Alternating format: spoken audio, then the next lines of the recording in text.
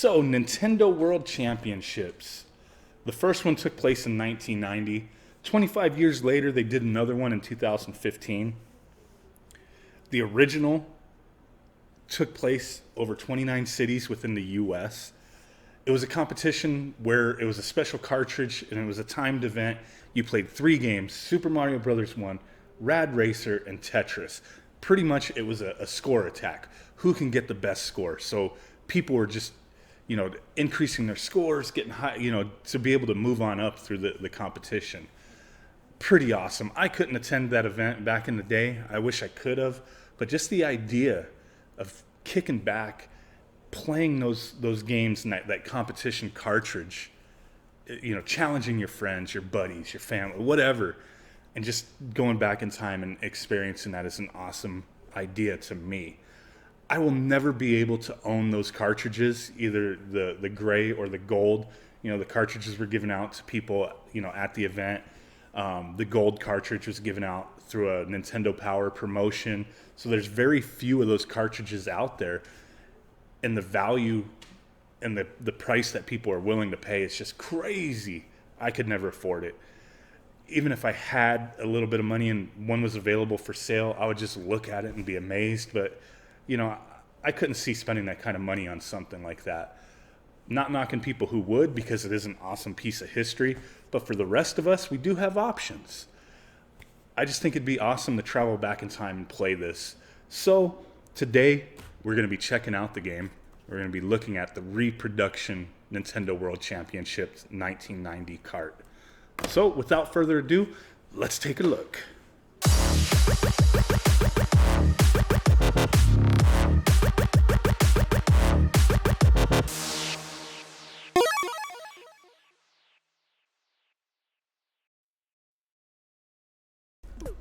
So let's go ahead and take a look at this cartridge here. I did get this secondhand for a very fair price. You can get a brand new version from retrousb.com for $75. But looking at the box, pretty awesome. Goes over the games that are contained in the championship. Little, the artwork on the side, retro zone down there. Pretty cool stuff. This box is, a little worn, but like I said, I did get it used, and for a fair price, so I couldn't complain. Let's go ahead and take the cart out. So we get the cart, nice little retro zone clear dust protector, and we do get a manual and a poster. So everything on here does say reproduction cartridge. This cannot be passed on as the real deal. There's many things behind it that, you could tell it's not real. The different color cartridge, the dip switches that change the timing are in a different location. So there's no way. This is just straight reproduction. You're not going to pass this off to anybody. But going through here, it does have some information about the games, about the dip switches, has some tips from the champ, Thor Ackerlund, and the runner-up, Rick Ambler. Pretty cool stuff. Gives you some cool little tips and tricks on how to up your score. There's some cheats in there as well, some little Easter eggs, which essentially a few more tips on how to get through the game. So that's pretty cool stuff. There are some Game Genie codes for the game as well. And then we do have this poster that is reminiscent of the original, promotional materials for the competition. But it does have, the retro USB seal of quality logo on there. Everything on here I think is very well done to show, hey, this is a reproduction cartridge. That's where it's at. But taking a look, I think it's a really cool package. Even if you pay full price, the $75 from Retro USB, I think it's an awesome deal to be able to have this and play it on original hardware. So looking at the case, the game, the dust protector is pretty neat. The game is a clear blue color. I think that's pretty awesome. The dip switches are located kind of down toward the middle instead of the top.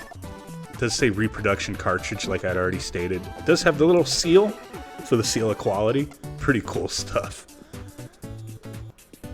So, after taking a look at this, I'm going to go ahead and do a quick playthrough, see what kind of score I can get. Go ahead and mock me if you so choose. But hey, I'm going to give it my best shot. So essentially when you boot the game up, you do need to have a player 1 and player 2 controller input into your system, because player 2, you have to press the start button to start the competition, then you use player 1 to actually play. So the first round that you do, you're playing Super Mario Brothers 1, and what you need to do is collect 50 coins. So from the history that I've seen, there was people in the competition that would, they would keep killing themselves because they have like 99 lives. And they would try to get their 50 coins on the first level through one of the blocks that has like 10 coins in it. But the people who went furthest in the competition didn't actually do that. It looks like they just blasted through it in order to get the 50 coins. But it was, where you were really going to get your score up was going to be on Tetris for the most part. So you did want to kind of get through it as quick as possible, and I think they found that not doing that cheat of just killing themselves in the beginning of the game, they would get a better score and be able to complete it quicker. At least that's what I've seen anyway. So I don't know that I necessarily did the best job that I could here.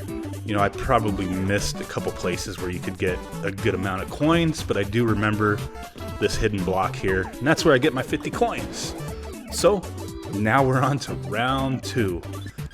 I really would like, if anybody has this cartridge or the ROM or any which way they could play it, hey, post your scores up, your complete score. I want to see what you can get. This is my first playthrough on this. I've played through quite a bit after I recorded this, and I've gotten better. Found a lot more little tricks and shortcuts on things, but this was my first playthrough. I don't think I did too bad, but definitely could do a lot better, especially on Super Mario.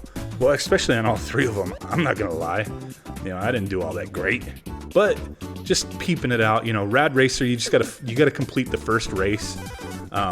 Just trying to avoid these guys, all these little vehicles and whatnot. If you hold down the B button, that's your gas, the A button, I'm sorry. The A button is your gas and the B button will brake, and if you press up on the D-pad, it does kind of give you that little turbo boost to get to 255 kilometers per hour. So, that's all I pretty much know about Rad Racer.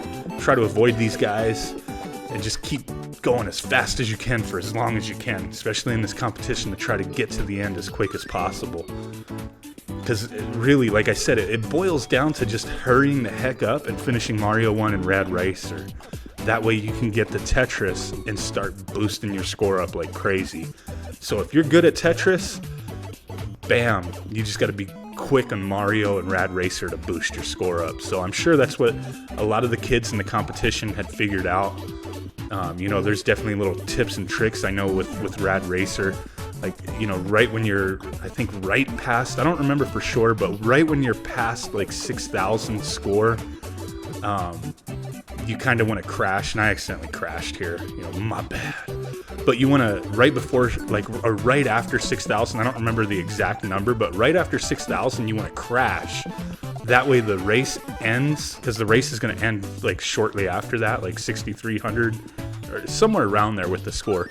So you want to crash right before you're going to hit that, because otherwise you'll come to a skidding stop that just takes forever to end the race. And if you crash, you just kind of hit the end right away and you're good. Like here, I did it a little too early.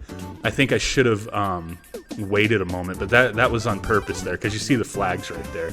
So you want to try to crash right before the flag to get the better time, which obviously I didn't do a good job of that because I did it a little too early. And then Tetris, I'm not the greatest Tetris player, and this will probably demonstrate that. But Tetris, I'm just surprised by the craziness, how good some people are with this game. I can do all right, I guess, but I'm not the best at these puzzle games.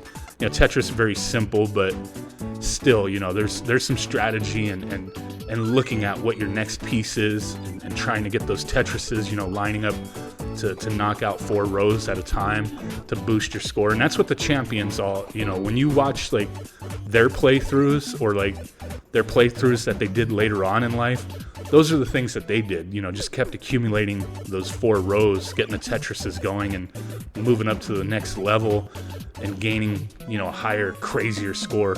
I'm not doing a very good job at that. I screwed up right from the get-go, and I realized that while I was playing.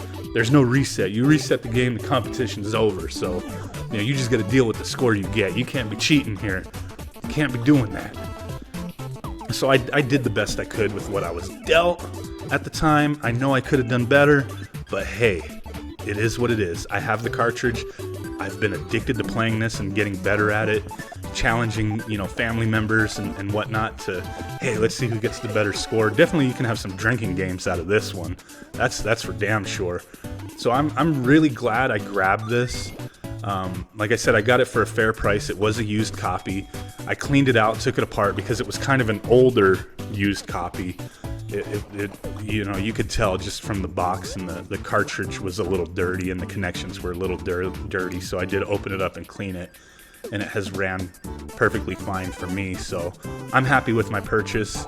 It's one of the NES games that I'm really happy to have, even though yes, it is a reproduction cartridge, but that's what I've been into, getting these homebrew and repro games. I got a lot of cool stuff coming up the show with that, you know. So I hope you guys enjoyed this video, little you know, venture down memory lane, and just wanted to share that with you guys. So here I got the sucky score of 130,295. A lot of people got millions, points in the millions who went through the competition, but hope you like this. Smash that like button, subscribe if you're not already a subscriber. Take a look at my giveaways that I got going on, and I'll catch you guys next time. Boom!